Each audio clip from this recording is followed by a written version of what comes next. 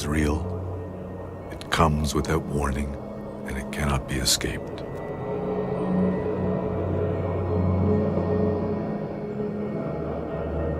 Though teachings on death and dying are no longer common in the West, they remain a part of daily life in the Buddhist cultures of the Himalayas.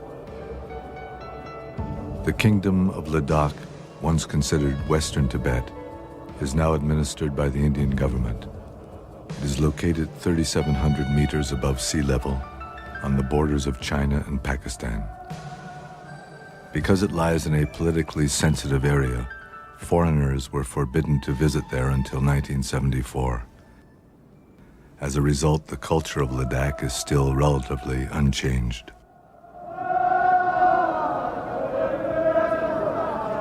Every New Year's, the people of Leh, the principal city of Ladakh, make a pilgrimage in which they offer prostrations, an ancient Buddhist practice.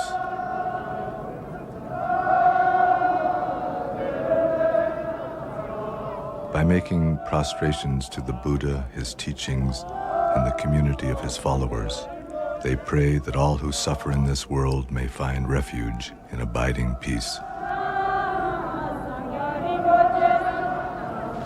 According to the Buddhist teachings, Buddhahood, or unchanging wakefulness, is at the heart of every living being.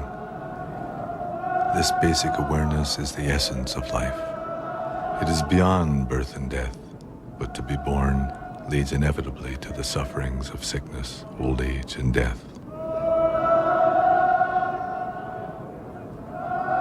Compassion for everything that lives is the basis of a path through this life and to our death.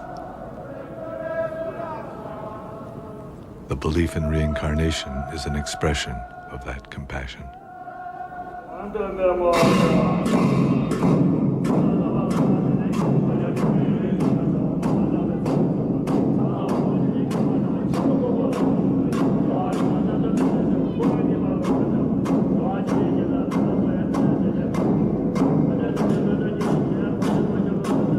Buddhism was brought to Tibet in the Himalayas 1,300 years ago by the great Indian saint Padmasambhava. It was he who wrote the Tibetan Book of the Dead. The Tibetan Book of the Dead is a guide for the dying. It describes the process of dying as a natural transition. The text explains how, by recognizing the mental states and physical sufferings involved, we can come into contact with our own essential nature. In this way, it is possible to find freedom from confusion and fear.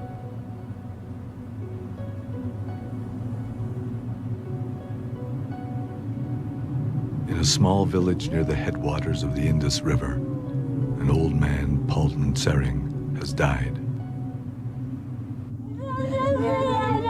The women of the family have gathered in the kitchen where they improvise laments to his memory. Whenever he would smile at me, I was never so happy. Now that he's gone, I have never been so miserable.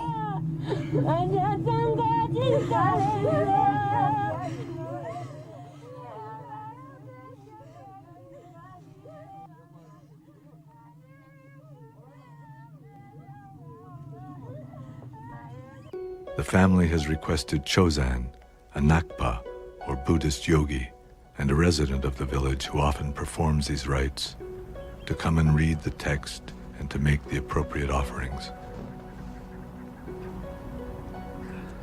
When someone dies, the Bardo Total, the Tibetan Book of the Dead, is read every day for 49 days. According to this text, the consciousness of the dead person lingers between one life and another for a period of 49 days. During that time, he's capable of hearing, so the text is read aloud to encourage and guide him.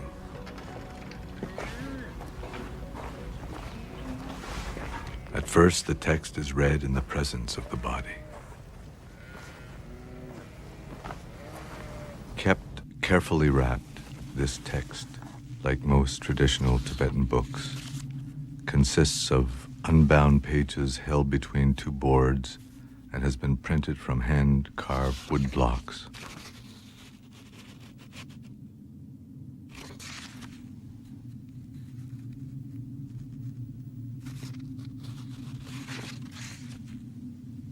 O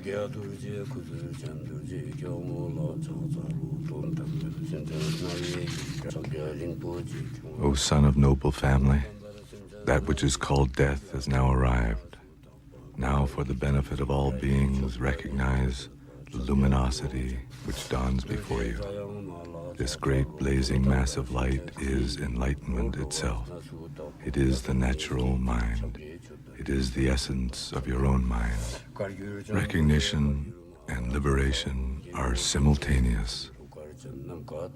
The Book of the Dead describes how at death the consciousness is suddenly separated from all the circumstances which made up daily life. Mind experiences its own liberation directly as radiant, pure white light.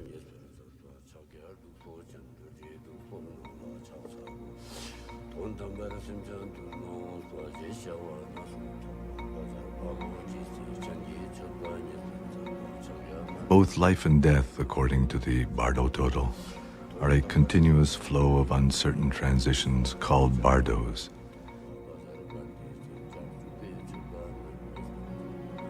In the bardos of death, if mind does not recognize its own nature, it becomes ever more solid until it enters a new form of life.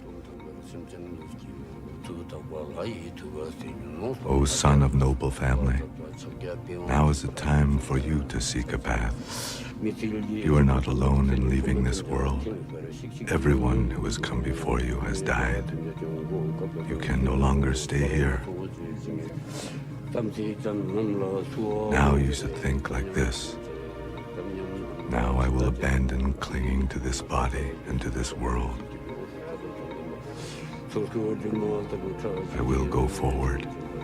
I will abandon fear and terror. And I will recognize whatever appears as a projection of my own mind.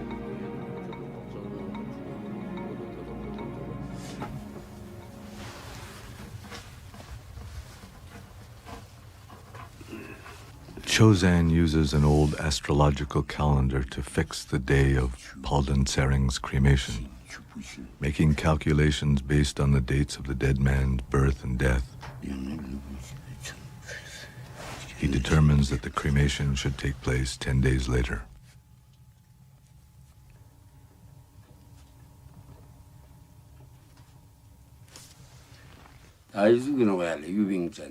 It shows here that Palden Sering may have been a wild pig in his past life, and that he may be a bird in his next one. But perhaps if he takes the Bardo Total to heart, he will return to the human realm. At the beginning of this century, W.Y. Evans Wentz, an American who studied anthropology at Oxford, became interested in reincarnation. He traveled to India, where he found a copy of the Bardo Total and sponsored the translation from Tibetan and edited the text into English. It was he who titled it the Tibetan Book of the Dead. The renowned Swiss psychologist Carl Jung wrote that he had found in this book his life's partner who had revealed the secrets of the soul.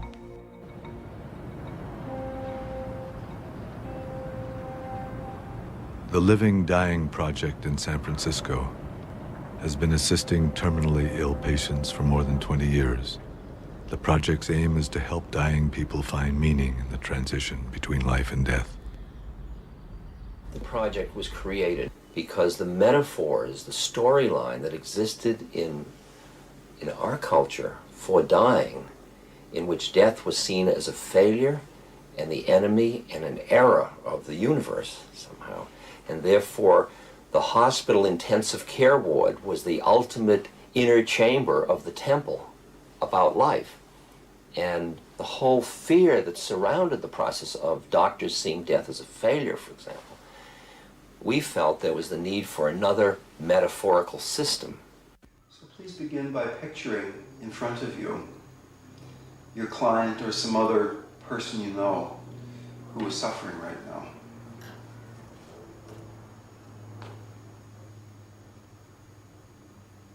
And feel in an open and direct way how this person actually is suffering. Feel the quality of it.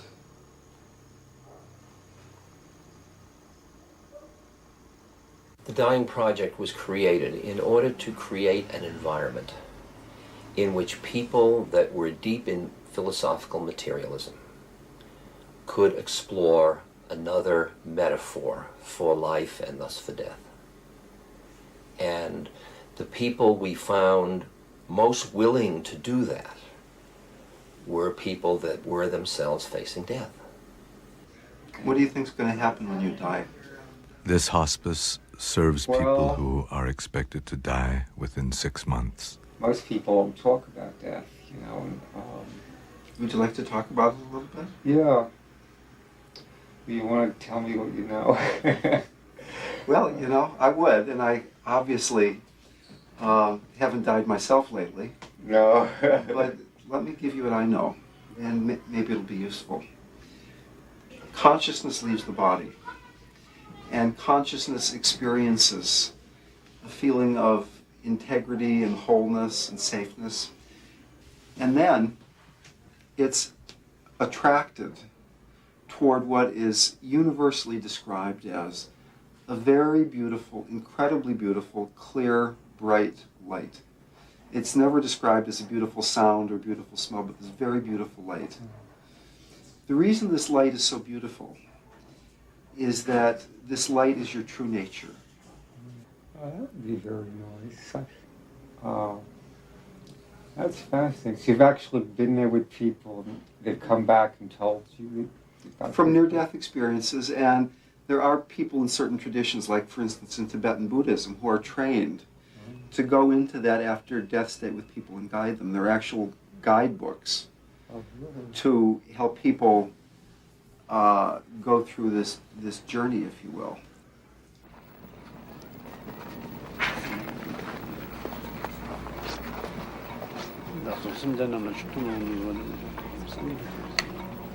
Tokudan Rinpoche is an abbot from the monastery at Ladakh.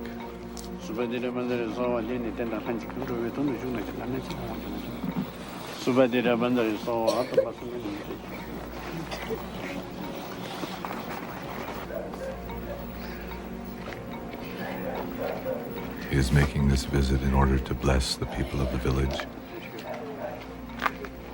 to teach, and to see how they are faring.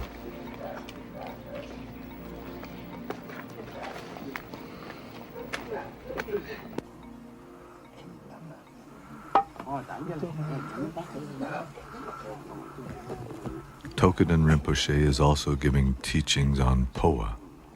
This is a method unique to the Tibetan Buddhist tradition for assisting the consciousness to release its attachment to the physical body at the time of death. This is Stanjin. He is 96 years old and has lived according to the Buddhist path for all his adult life. He has a deep interest in these teachings. First, visualize the form of the Buddha of boundless light, Amateus, above your head. Let your consciousness rise upward through your abdomen, upward through your body, up through your neck, and finally out the top of your head. Dissolve there into the light around you. In this way, you may enter directly the pure realm of light. The uncertainties of the bardo will not affect you.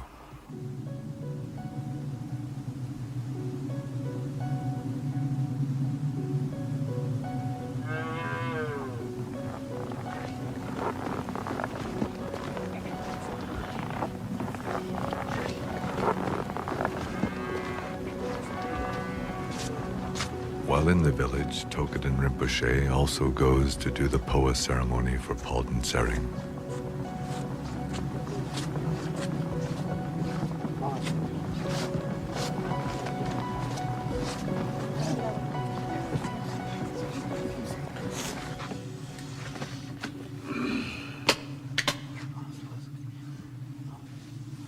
He makes offerings of barley and butter and anoints Palden Sering's head.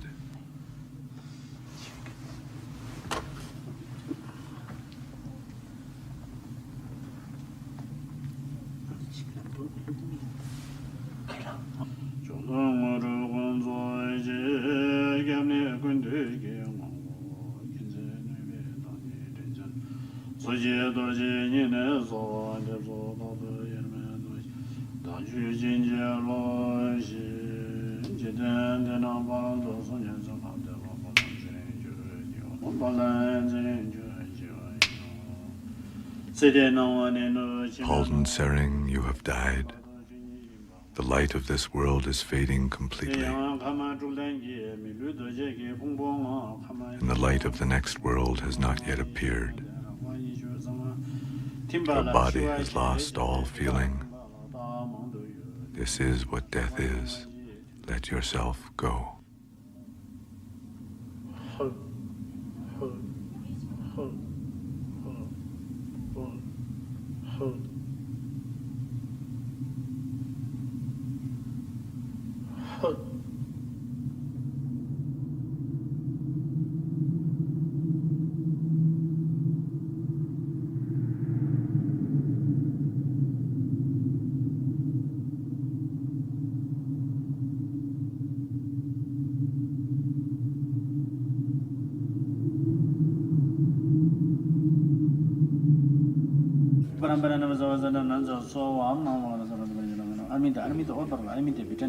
With more offerings of barley and butter, he invokes the blessings of all the Buddhas and all the awakened ones.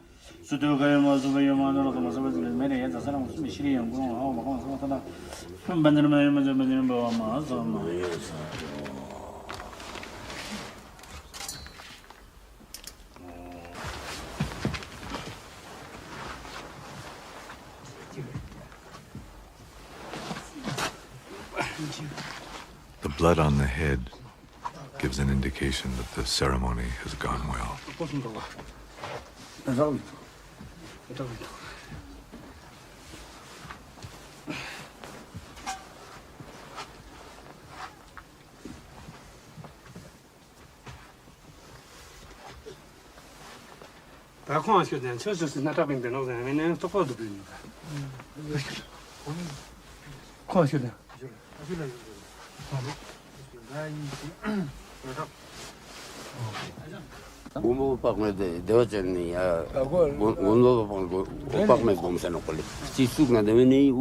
If there is some sign that the dead man's consciousness has left the body from a place on the head, then that's a good thing. It means that the consciousness has not been obstructed as it left the body completely.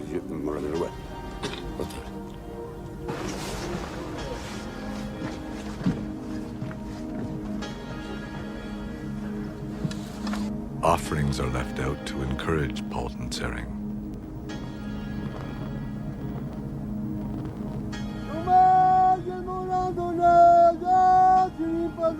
Be nourished by our offerings, Halden Sering.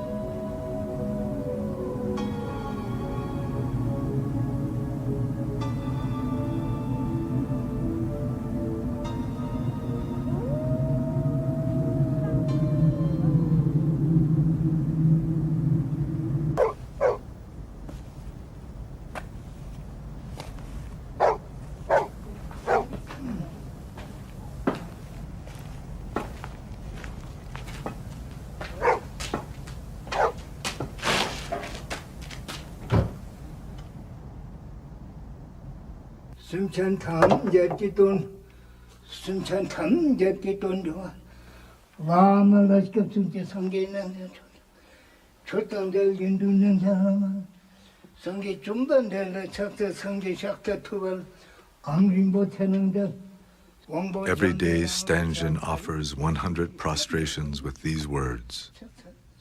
I take refuge in the Buddha. I take refuge in the Dharma. I take refuge in the Sangha. By praying in this way, Stanjin invokes the wisdom of the Buddha, his teachings, and the community of his followers to help all beings find liberation from suffering. He feels he has accomplished all that he can in this lifetime. He has lived to see his family secure and well, and his last wish now is to die soon.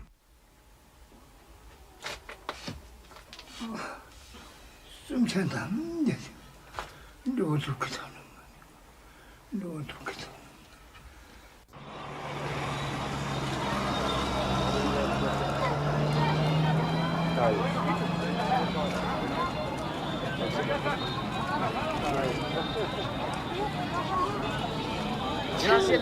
Are you afraid of death?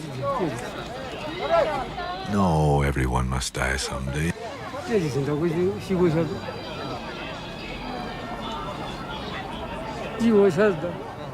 Everyone is born with the weight of death on their shoulders.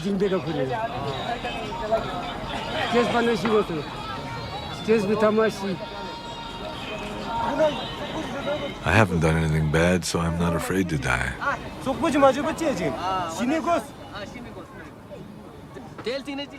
What happens after death? Above are human beings. Below is hell. It's our destiny to die. Why aren't you afraid? Because we'll be reborn. This child is the reincarnation of someone. Everyone is reincarnated.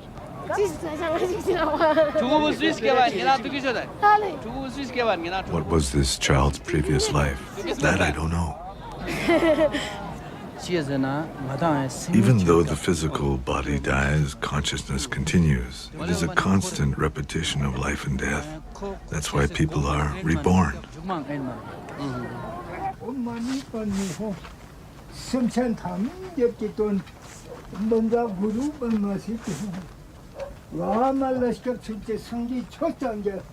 Stangen was born at the end of the last century. It was all he could do just to survive the harsh winters. As a child, he had no blanket, so he slept covered in loose chicken feathers.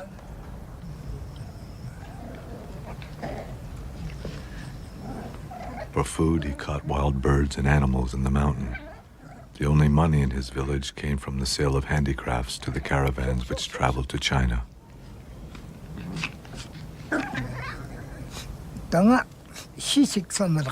Some of my life was very hard, but I have always practiced the Buddha's teachings.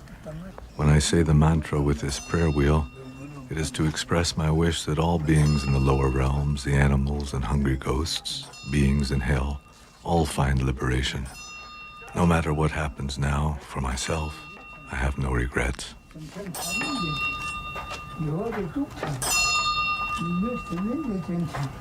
One of the things they wanted me to do today, and let me ask you if this is something that seems appropriate to you, was to read a little bit of the Tibetan Book of the Dead, which traditionally is read to people so they can become familiar with these ideas. Oh, I appreciate it. I'll need it one day. Listen to what I am saying, Bruce. Death is now come and you are departing from this world, but you are not the only one, as death comes to all people on earth. Be willing to release any connections with the life you have been living and release the people with whom you have associated. Whatever fear or terror that might come to you during the experiencing of the reality of your mind, keep these thoughts in your consciousness and go forward. Recognize that any mental image, pictures which occur are of your own creation. Maintain that recognition and you will achieve liberation.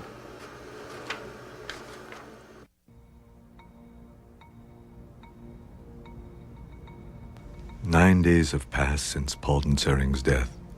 According to the Bardo total, if the deceased has still failed to recognize his own basic nature, and if he has failed to recognize the peaceful deities as projections of his own mind, then they transform into terrifying, wrathful ones.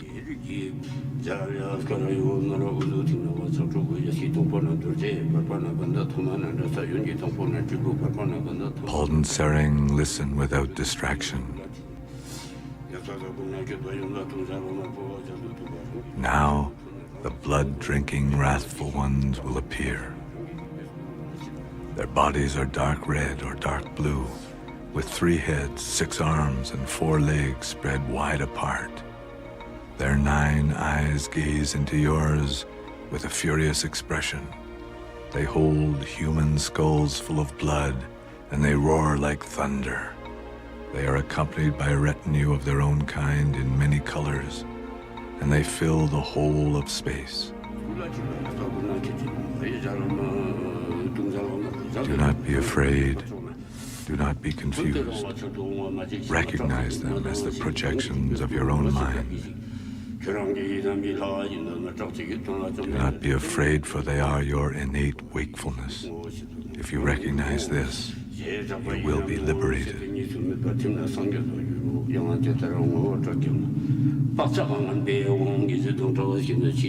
Recognition and liberation are simultaneous.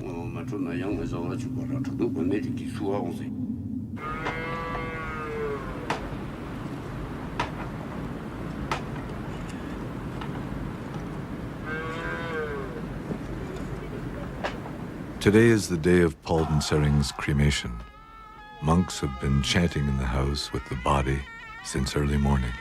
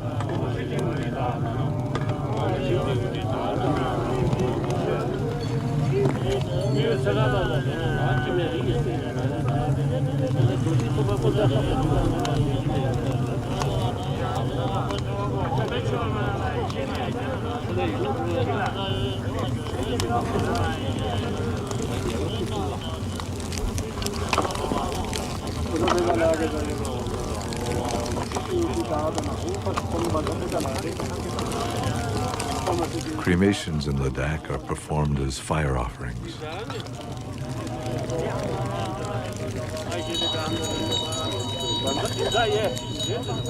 In order that he may no longer cling to his former body, and so that his relatives and loved ones may release him from the bonds of their attachment to him, his body is offered to the fire. The substances that are offered with the body, butter oil, sugar, and various grains, represent everything that is desirable, sustaining, and virtuous in this world.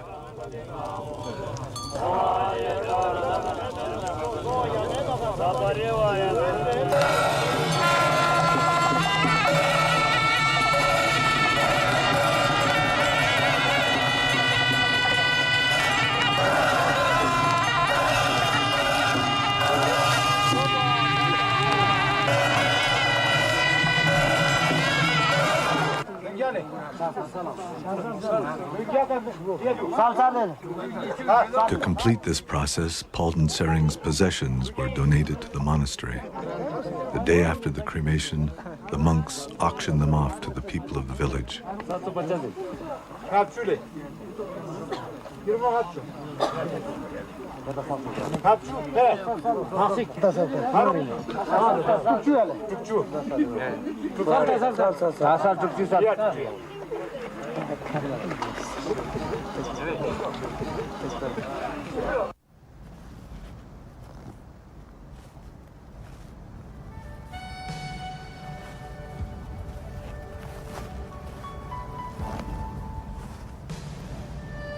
2 days later, Palden Sering's sons carry his ashes up the mountain and leave them to the elements.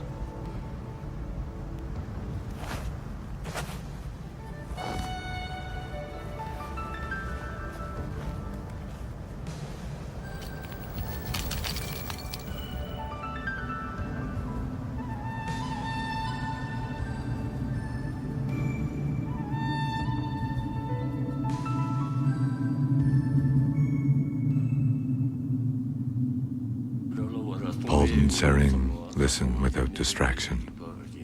The body which you had in this life is becoming indistinct to you, and the body you will have in your future life is becoming clear. As you sense this, you will become frightened and sad. There is no place for you to rest, and no stopping place in your ceaseless wandering. You do not care what your next life will bring as long as you will be born soon, and so you approach anything that appears before you.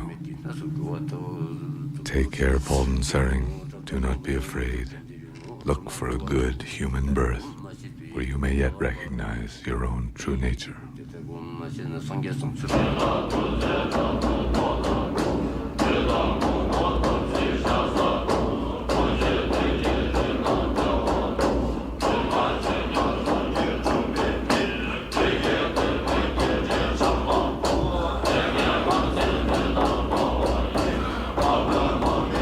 The 14th Dalai Lama now resides here in Dharamsala, India.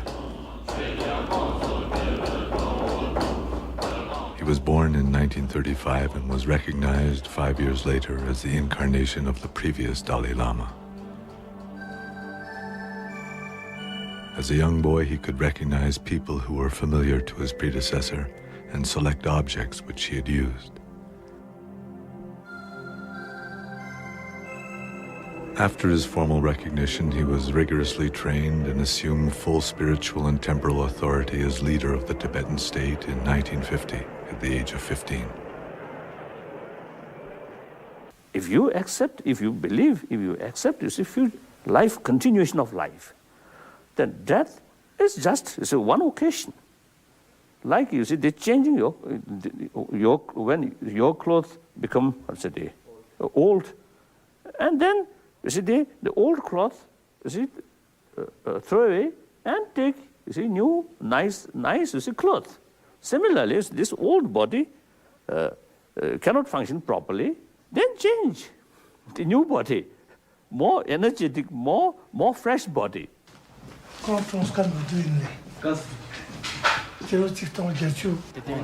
Sokrapa was shot by an Indian policeman 11 years ago while participating in a demonstration for the improvement of labor conditions in Ladakh. 2,000 people from all over the country attended his funeral. Subsequently, the Indian government acceded to the demand for improved conditions, and Sokrapa became a national hero. We have confirmed that this boy is the reincarnation of the monk Sokrapa. All Ladakh is very happy. Sokrapa's incarnation, Zopa, is the youngest son of a poor farming family and was discovered in Sokrapa's own village. When he was born, he had a bruise on his side which did not go away for a very long time. He said that he had been hit by a bullet and it hurt him.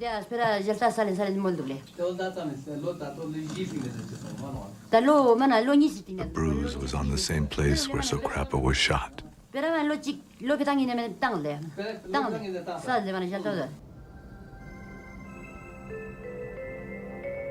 When Zopa was 2 years old, he said he wanted to meet his aunt. But the aunt he was referring to was Sokrapa's aunt, who had raised Sokrapa as a child and had lived with him. When he visited her, Zopa was able to identify all the objects which Sokrapa had regularly used.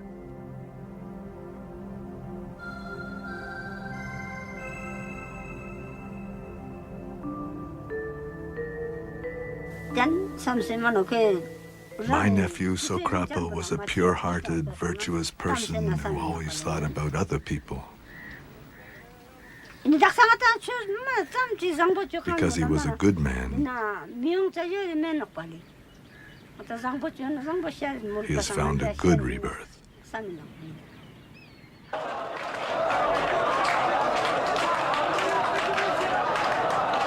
When Zopa was 8 years old, the village gathered funds to send him to be trained at Sera Monastery in Mysore, India.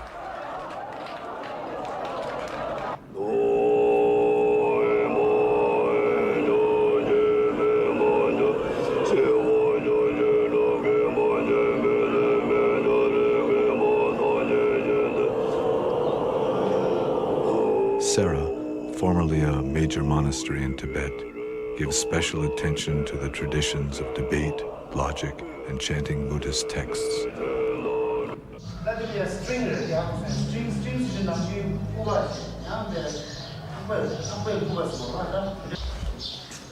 The people of Ladakh hope that Zopa will one day return to his country as a future leader.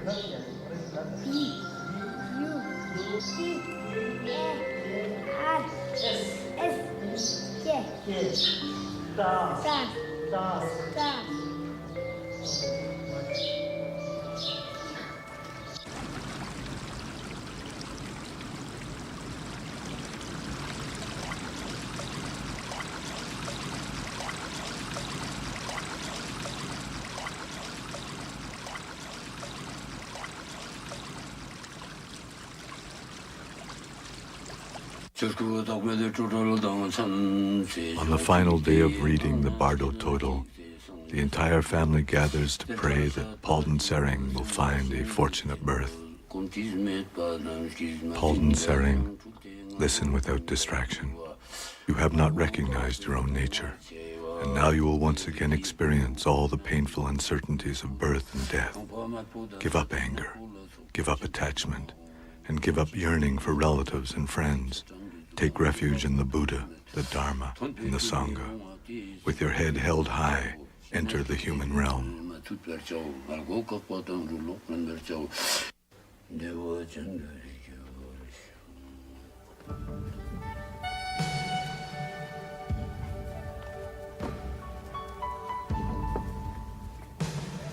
I am very happy that we have been able to offer all these prayers and this reading to help my father. We have done all that can be done for Palden Sering. And all the ceremonies and readings have been done properly. I feel that Palden Sering has found a human birth. But I don't know in what circumstances he may have been born.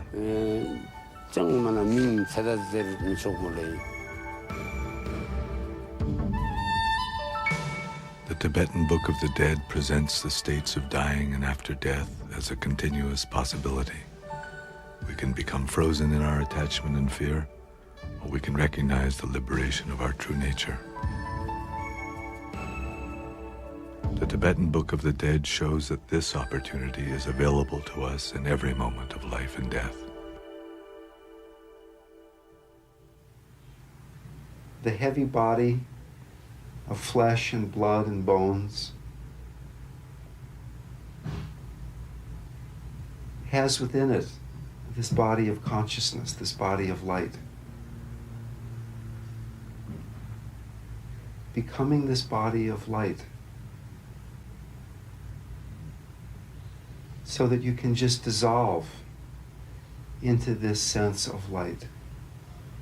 The solid body remains here, but you are becoming this pure light, dissolving into your heart, dissolving into your heart with each breath. Each time you breathe out, it's as if it were your last breath.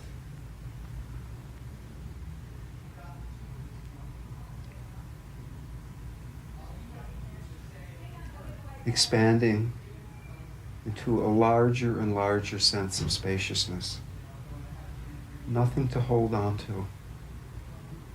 Beyond the mind, beyond the body, floating free in space, totally safe.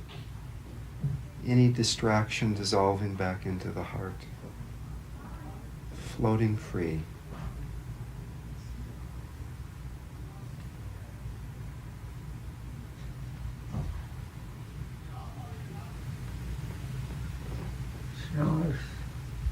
Nice? You know any tapes of you talking like this together? I don't have any tapes, Oh, no. I'd love to play it a few times. Something which difficult to handle. Now that, if you prepare that, you know it. Now, such is a time I will face the terrible situation, and knowing it, and prepare for it. Then when actually you see that happen, you already accepted, you already prepare for it. So much easier to handle. And I accept that, actually. And it's not like it's an awful thing, you see. And if you can get to that point, you face death a lot. Because it's just another thing along the way. And sometimes I also, have some kind of excited feeling towards death. Now, because, in my daily prayer, they deal with, the death process and the partha process and next life. So therefore, when I sometimes think about death, then I got some kind of excitement. Whether really I can utilize these practice fully at that moment or no.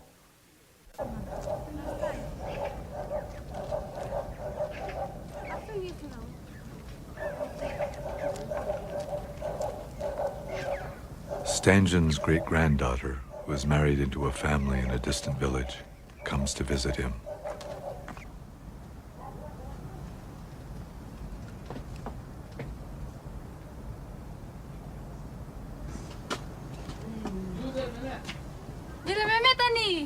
Grandpa, how are you? Here's my son.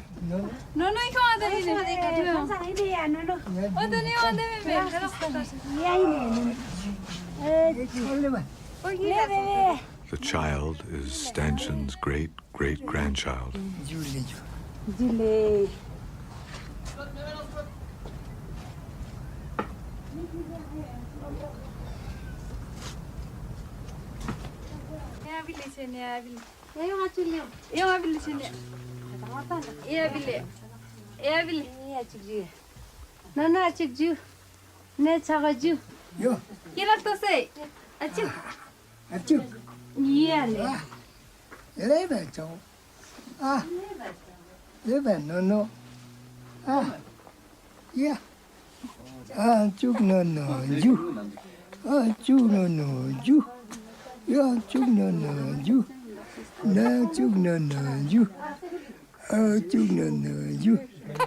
Stangen is very happy to have his family with him.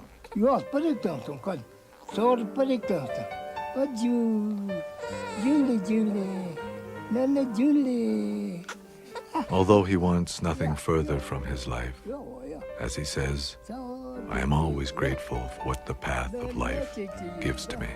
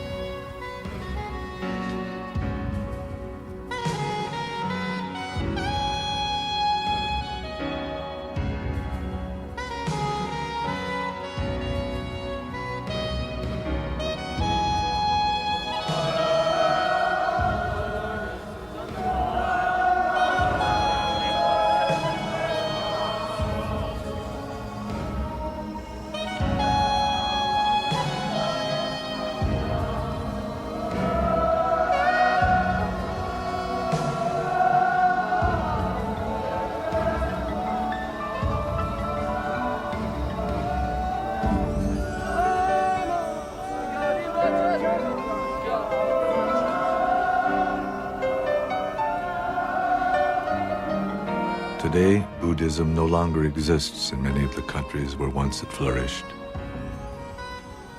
Nonetheless, in those countries where it is still practiced, it is a source of guidance and strength. And it continues to express people's aspirations for the well-being of all.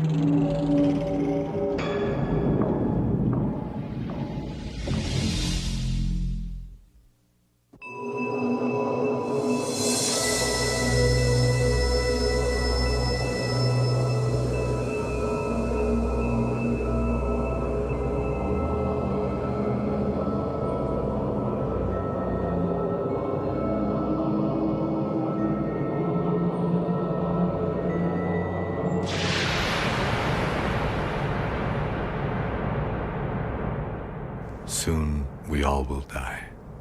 Our hopes and fears will be irrelevant.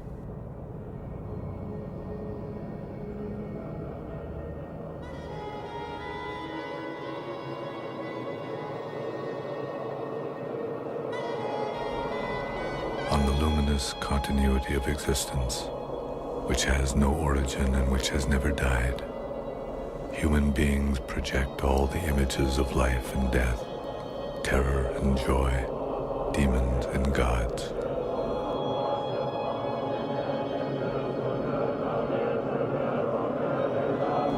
These images become our complete reality, and we submit without thinking to their dance. In all the movements of this dance, we project our greatest fears on death, and we make every effort to ignore it.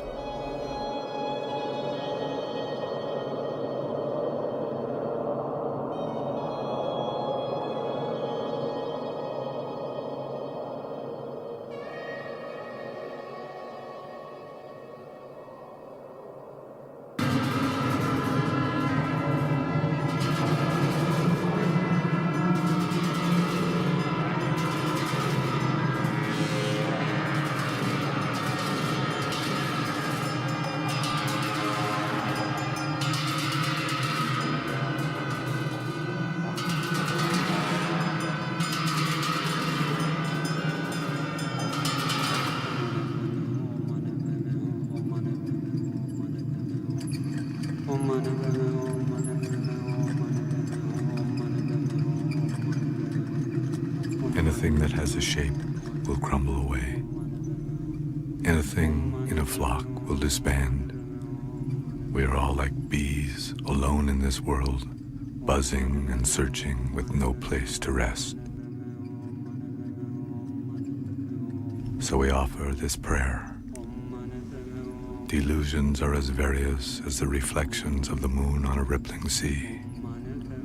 Beings so easily become caught in a net of confused pain. May I develop compassion boundless as the sky, so that all may rest in the clear light of their own awareness.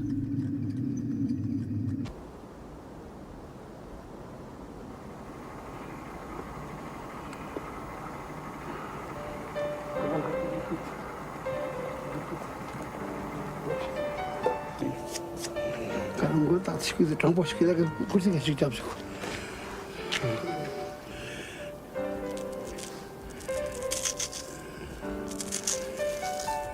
This is Tibetan Sering. He is a 13-year-old novice monk. For the last 5 years, he has lived in a monastery in a small town in Ladakh near the Tibetan border. T'as vu ce roi dans tout ça, pas?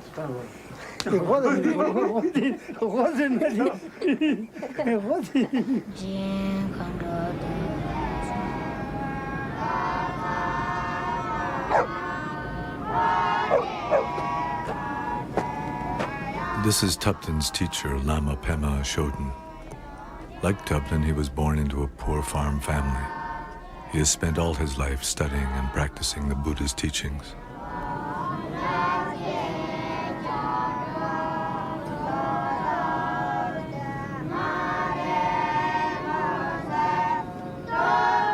When the Chinese invaded Tibet, Pema Chodron fled from a monastery he had been visiting there and came back to Ladakh carrying 100 volumes of sutras and other texts on his back.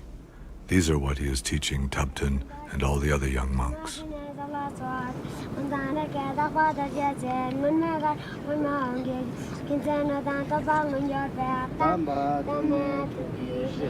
Sutras are the records of the Buddha's words.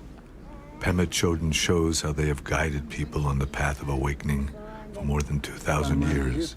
He is careful that his students learn their true meaning and know how to apply them properly in daily life. Buddhism is always taught this way, directly from teacher to student, and Pema Chodron teaches just as he was taught.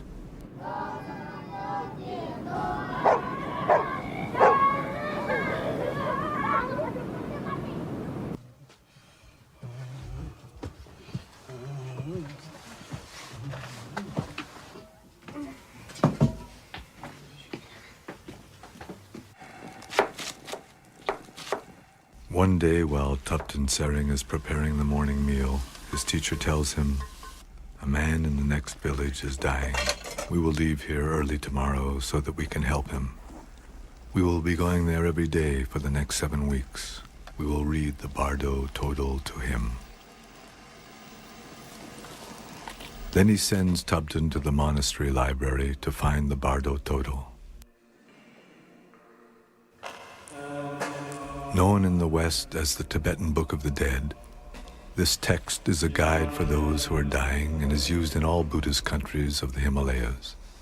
It was written in the 8th century by Padmasambhava, who brought Buddhism to this region, and it has been an integral part of people's lives here ever since. The Bardo Total will be read aloud to the dead person for 49 days, which is the usual length of time between death and rebirth. This is the first time that Tupten has been asked to assist his teacher. What happens when we die? At death, we lose everything we thought was real.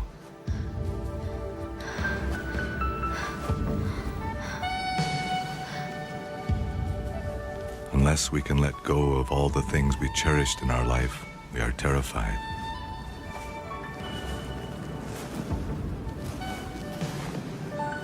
If we cannot stop struggling to hold on to our old life, all our fear and yearning will drag us into yet another painful reality.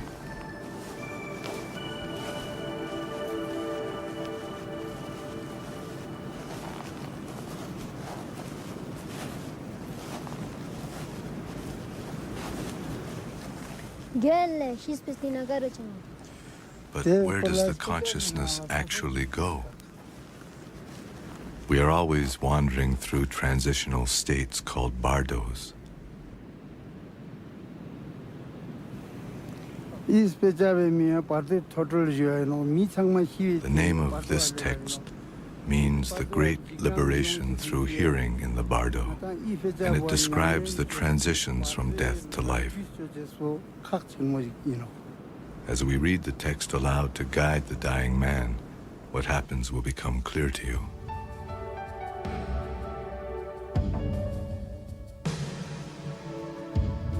The Sonams live at the edge of a nearby village. The family is very religious, and Grandfather Sonam is often at the temple. But it is his second son, Sering Sonam, who is dying. He has been somehow stricken while traveling on business, in spite of the fact that he is only 42. It will be hard for him to let go of his attachment to this world. To leave his wife and his old father must be very difficult, and this can cause him to wander in the painful uncertainty of the bardo for all of the 49 days after his death.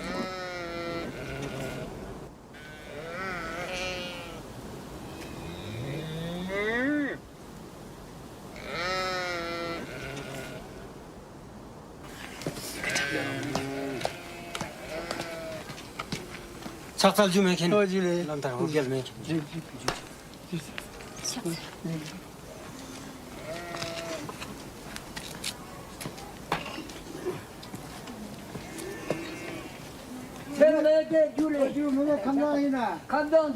Thank you for coming to us. Are you well, old man? I'm all right. But my son...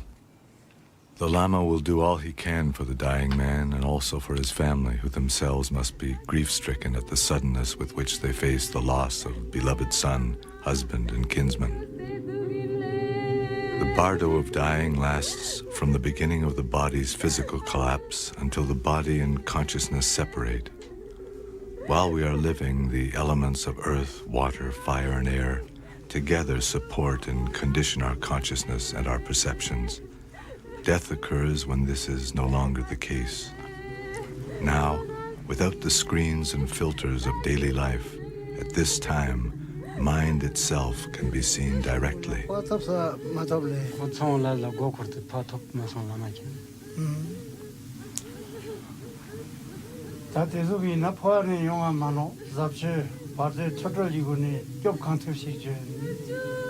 We will now begin to read the Bardo Total.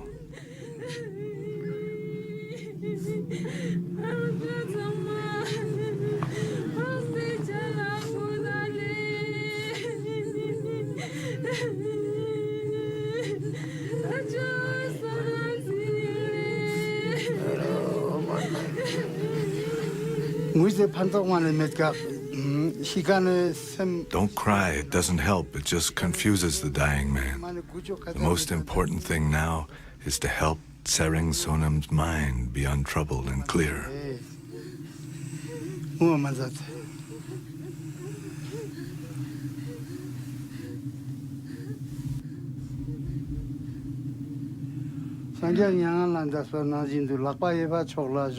First, move him onto his right side.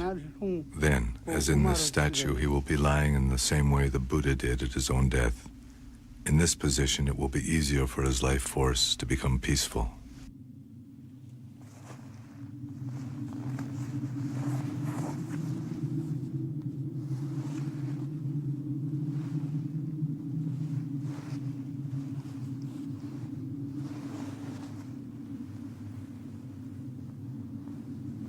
According to the Book of the Dead, dying people are sensitive to sound both as they die and for certain periods after their death.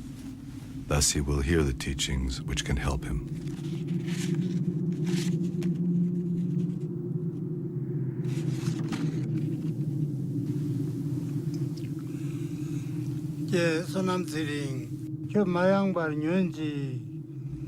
Tsering Sonam, we are here to help you.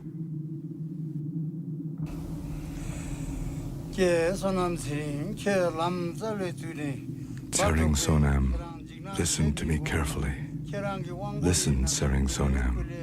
Now is the time for you to pay close attention. Do not be afraid. You are dying, and the four great elements of your body are collapsing one into the other. It feels as if you are being crushed by mountains, tossed by waves, scorched and carried off by a strong wind. This is the bardo of dying. It is important now to recognize your own nature. Do not resist this. Do not be afraid. O son of noble family, the time of death has arrived. Now let your compassion be limitless as space. Let your mind be at peace. Rest in this, the vast, empty luminosity of mind itself. The Tibetan Book of the Dead describes the collapse of the body's constituent elements. Earth collapses into water, water collapses into fire, fire collapses into air, and air dissolves into consciousness. Then there is an experience of piercing luminosity, pure white light, the clear radiance that arises from the direct experience of one's own basic nature.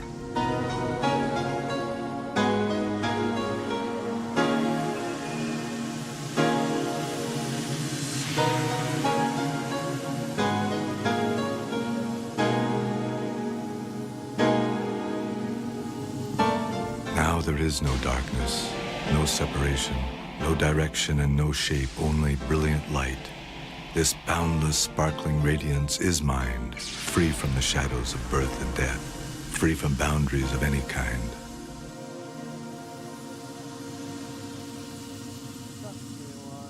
Sering Sonam, listen.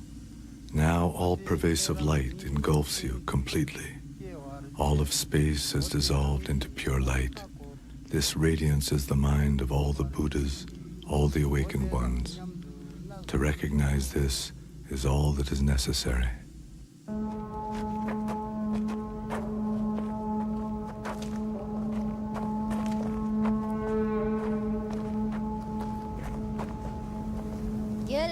Teacher, what happens to him if he doesn't recognize his own nature? Well, there were definite indications that he did not recognize it, so it is as if he has fallen into a dreamless sleep. Can he still hear? No, but in 3 days' time, his consciousness will hear more clearly than ever before.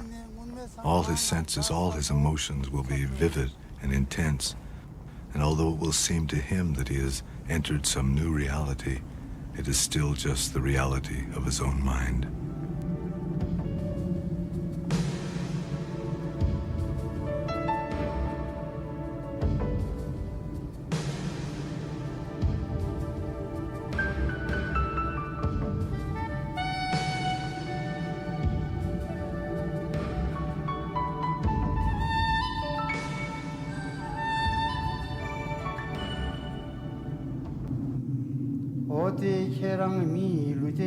Because you didn't recognize your real nature, you have wandered here, and your own mind will now arise before you in unfamiliar ways.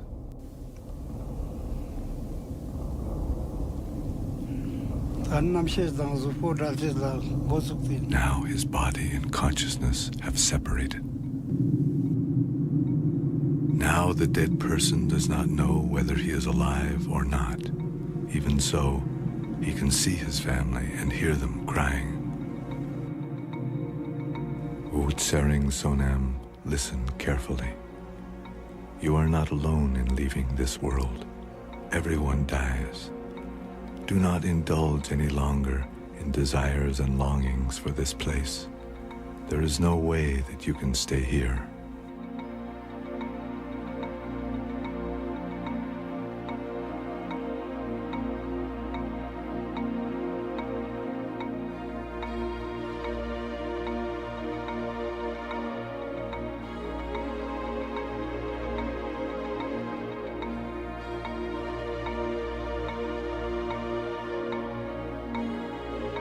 Because the dead person was unable to recognize the luminosity of mind itself, his experiences now take shape out of random imagery from his former life.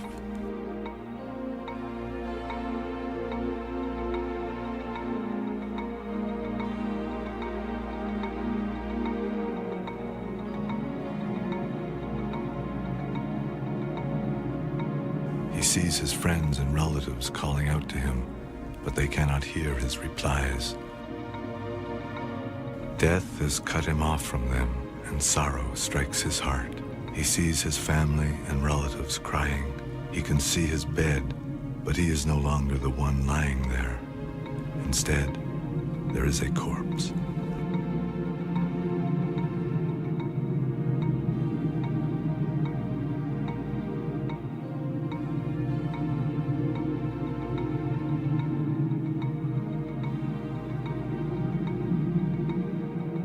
Sering Sonam, listen to me carefully.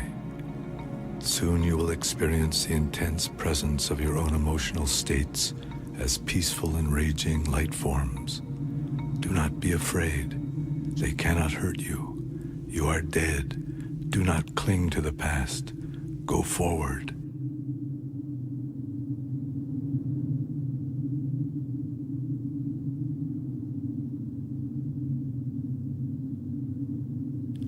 Tsering Sonem, go forward. You are dead. Do not cling to the past.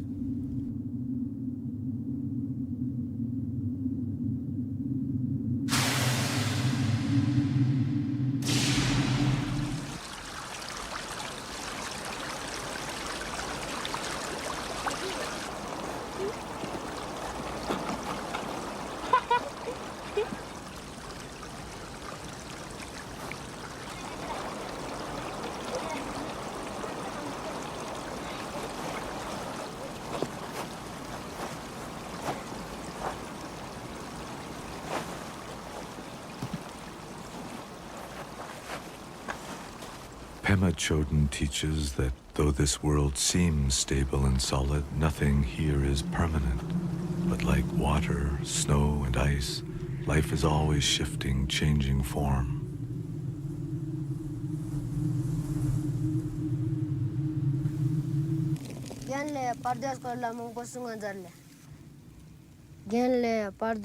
Please tell us more about the bardo.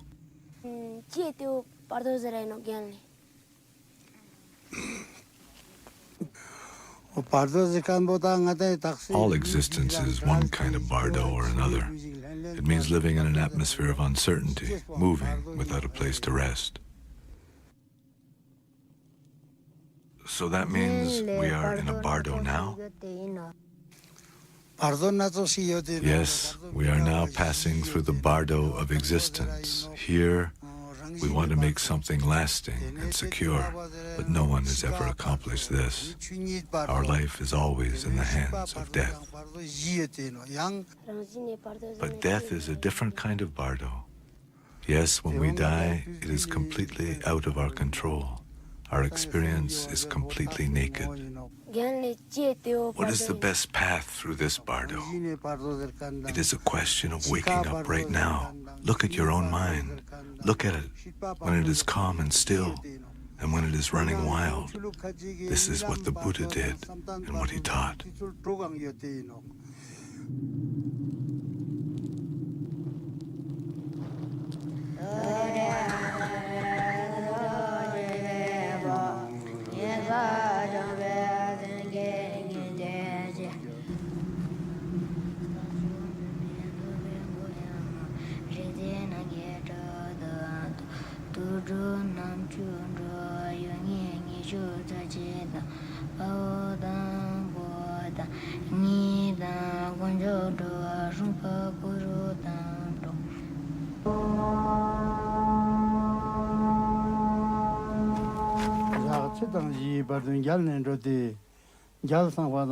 Tsering Sonem, listen carefully.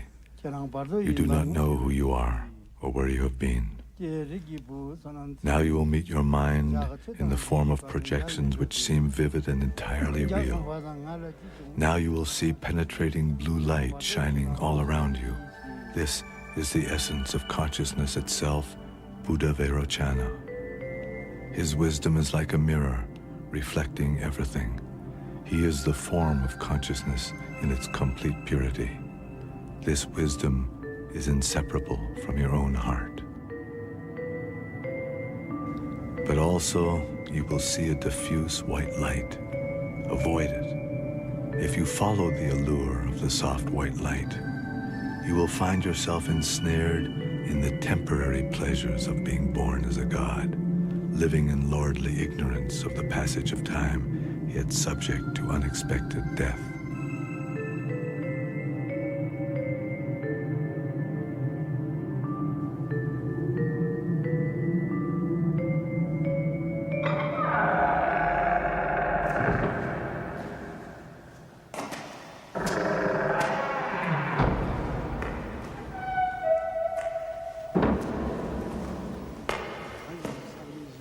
Tupten, here are the forms of the deities which Sering Sonam will encounter now. They are the wisdom in his very heart and mind.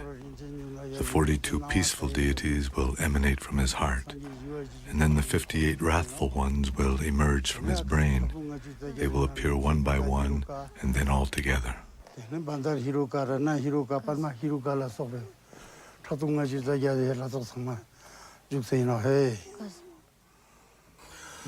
The peaceful deities are complete, immovable, invincible. If he cannot bear to enter their vast benevolent space, if he cannot let go of self-centeredness and fear, these deities will become terrifying, wrathful ones who drink the blood of his ego clinging and crush all his delusions. If he recognizes them as an expression of his own mind, they are the unsparing face of wakefulness.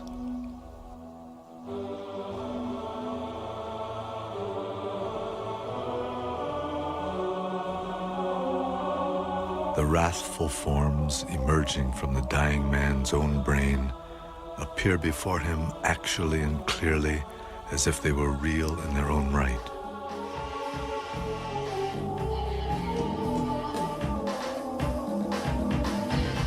The terror and anger he feels are his own efforts to evade being completely awake. He wanders uncertainly in the landscape of his own mind. If he recognizes this as his own projection, liberation is instantaneous.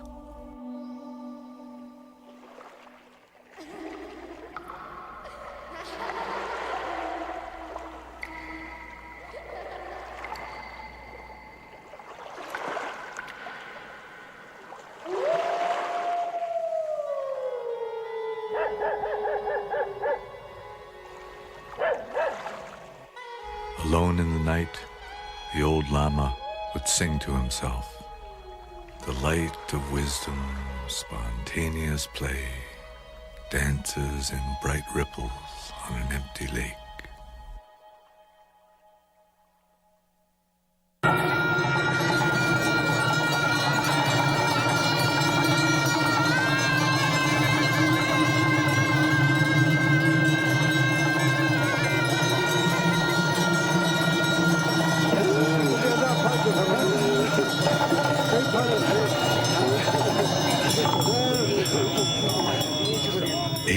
After his death, Sering Sonam's body is cremated. In order that he may no longer cling to his former body, and so that his relatives and loved ones may release him from the bonds of their attachment to him, his body is offered to the fire.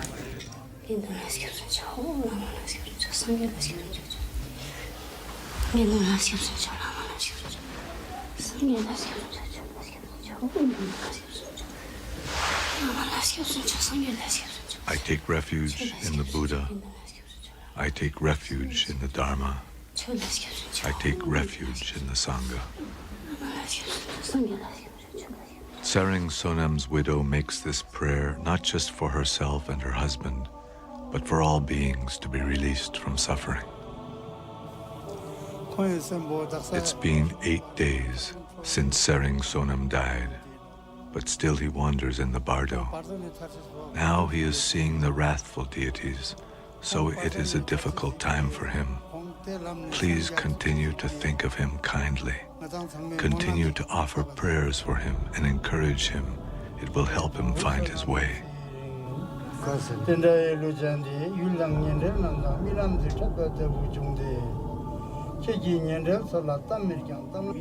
Sering Sonam, now pay attention. Do not be afraid or bewildered. The great wrathful ones are now appearing before you. They are the presence of your innate wisdom, the vivid form of your own wakefulness. Recognize them as a reflection of your own mind. Recognition and liberation are simultaneous. All of us feel sparks of anger, flickers of passion, twinges of jealousy, small moments. But from these seeds, we grow to become a jealous person, an angry woman, a passionate man.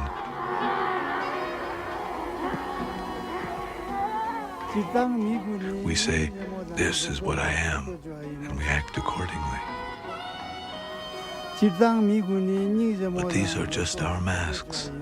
We forget that we are wearing them, and we run from the ones which others wear. So really these wrathful deities are just part of us? Yes. That's why I say it's impossible to run away from them. They are the sharpness of your own clarity. They are all in your head. But still, it's hard not to find them frightening. Maybe they can't understand why you're always running away.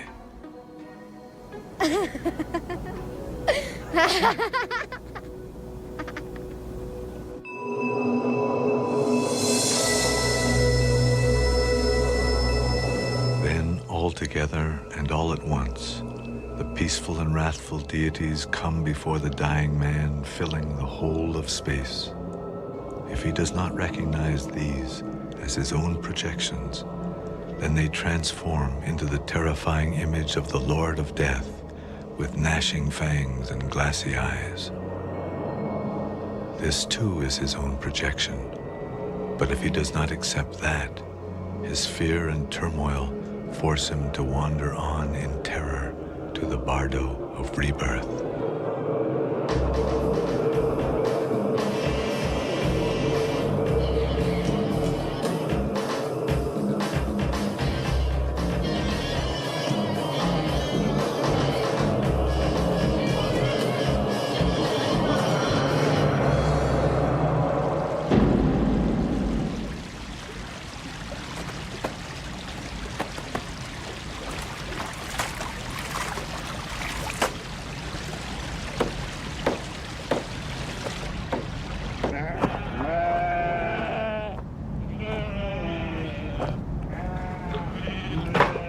When Tsering Sonem was alive, he was too busy to look closely at his life.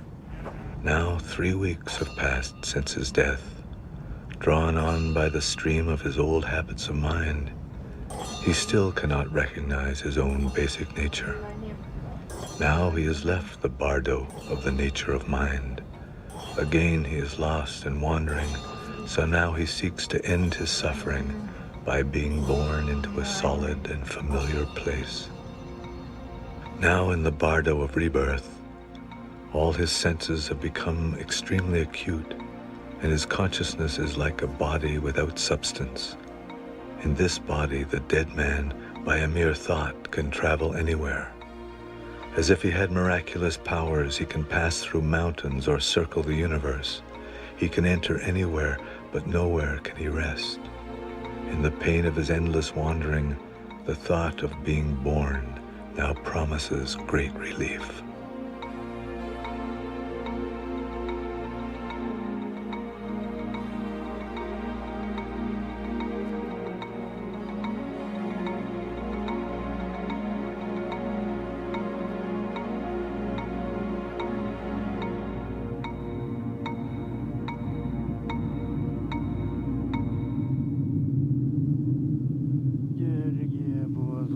Tsering Sonem, listen carefully. Though you can still see your family, they no longer know that you are with them.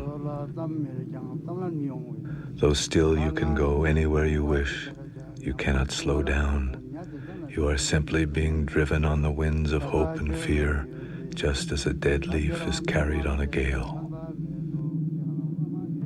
Still unable to recognize his own nature, his anger, lust, and confusion become ever more intense, ever more solid. They at last appear to him as entire realms where he may stop and dwell. O Tsering Sonem, now all your desperate thoughts pursue you as shadows, beasts, and armies of demons. You will move about, backwards and forward, towards anything that appears. The image of your former body is becoming faint, and the image of your future body is becoming clear. Any birth seems better than your current pain. Tsering Sonem, this will be your last chance. let your grasping mind dissolve completely. Whether you are born as a god or a human or an animal, whether you are a hungry ghost, a jealous god, or a hell being, you will again suffer the inescapable torments of living and dying.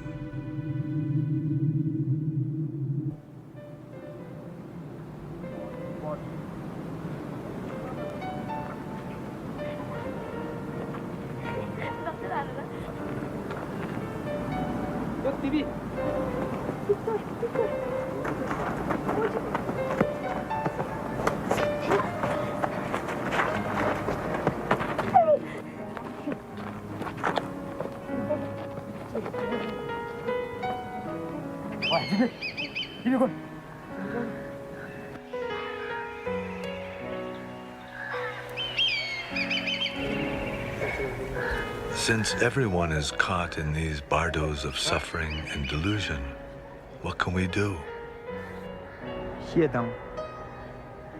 People make hell realms out of their own anger. They make worlds out of passion, out of envy or complacency. We project our emotional states and then believe it is the real world. But no matter what, everyone longs for compassion.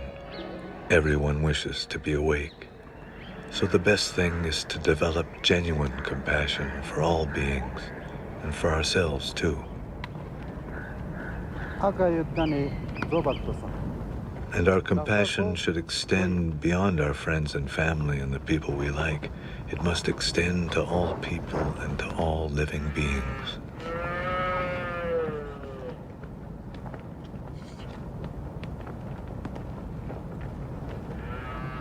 Somehow it seems if we don't truly care for others, we can never know our own minds.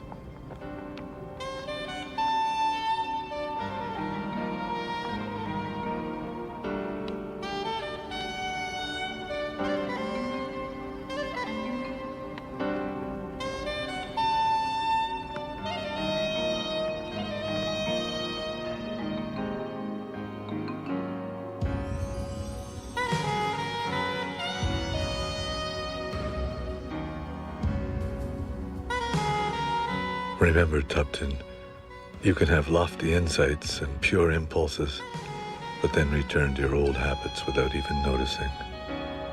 We have to work all the time to open our hearts and look for the truth. Otherwise, there is neither understanding nor a purpose for understanding. Also, Tupton, it's not a bad idea as life goes by to keep your sense of humor.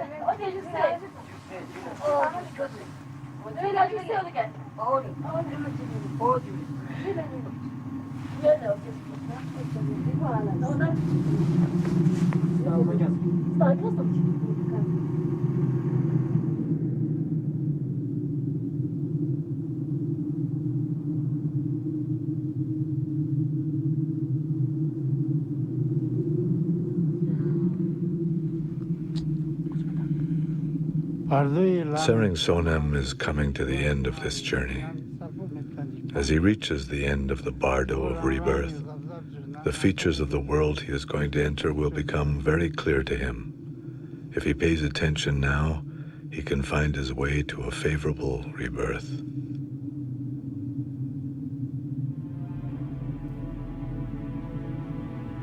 Tsering Sonam, listen carefully. You are now on the path to rebirth. Choose carefully where you are to be born. In all the possibilities that are present for you, choose a good human birth in a good place so that you can continue on the path to recognize your own mind. Even though you are desperate for a home, a dark cave in a forest may well lead to a birth in the animal realm.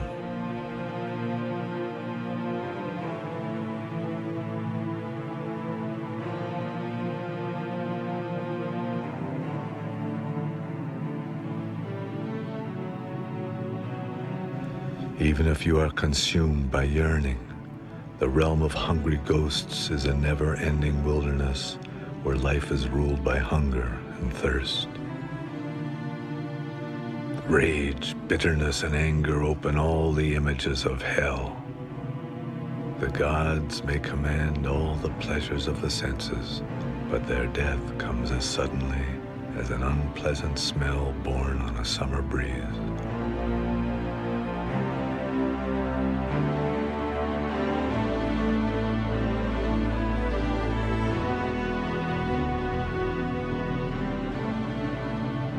Put your mind at ease.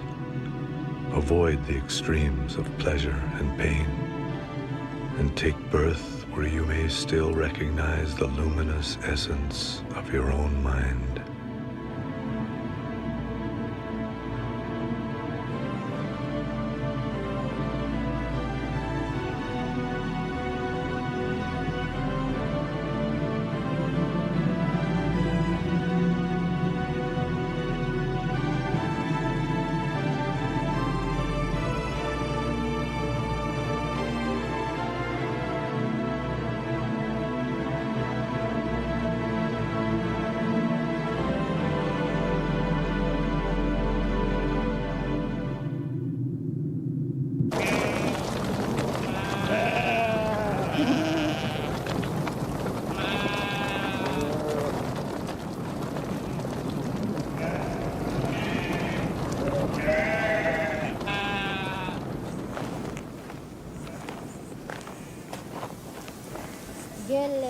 Will Tsering Sonam remember much of his journey when he is born again? No. He may be more sensitive in some ways, but he will still be starting out new.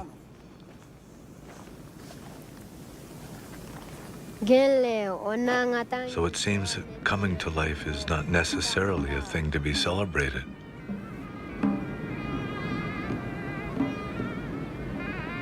Just as death is not always something to be mourned, being born is not necessarily a joy in itself. And what is the meaning in our journey through life and death? Seeking the truth and practicing compassion, that is the way life becomes meaningful.